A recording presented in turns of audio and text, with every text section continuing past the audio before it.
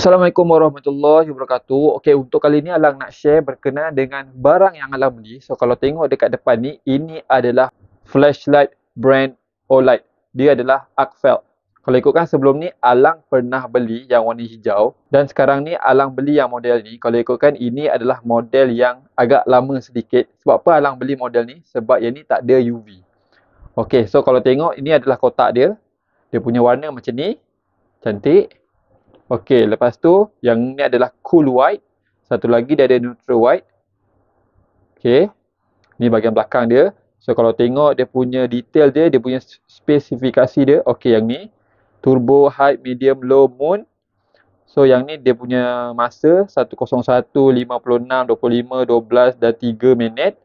Okey, so tak ada apa dah. Ni dia punya series number dia. N62500811. Okey. Jom kita buka kotak. Bismillahirrahmanirrahim. Okey, Alang dah buka. Slide open. Okey, slide. Okey, so kalau tengok dekat sini read me.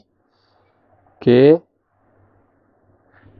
So yang ni dia suruh the Arcfelt ship lock mode. Before first use, press and hold the center button about 1 second until the flashlight turn on with the moonlight or laser, and the flashlight will be unlocked. Please charge it fully before you turn it on.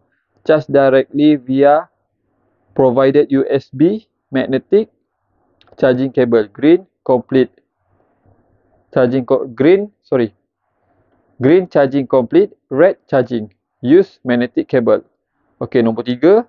If the product is left unused or carried and transported, please lock the button to avoid accidentally activating the flashlight. Do not short the charging port with metallic object internationally. Okey. So, belah belakang dia punya barang dia. Okey, so yang ni tak ada apa. Okey, yang ni ada dia punya user manual dan juga dia punya charging.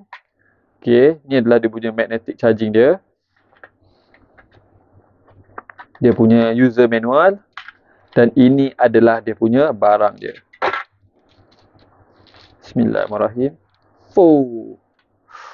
Berkilat bila rasa dengan tangan rasa padu, rasa padat dan rasa berat. Boleh tahan.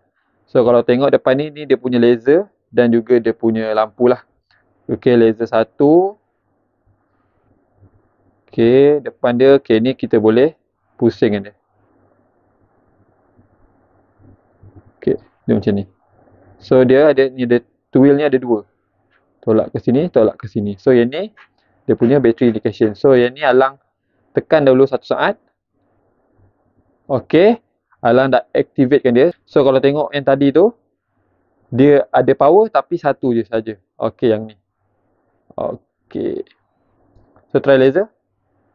Okey, ni laser dia. Okey.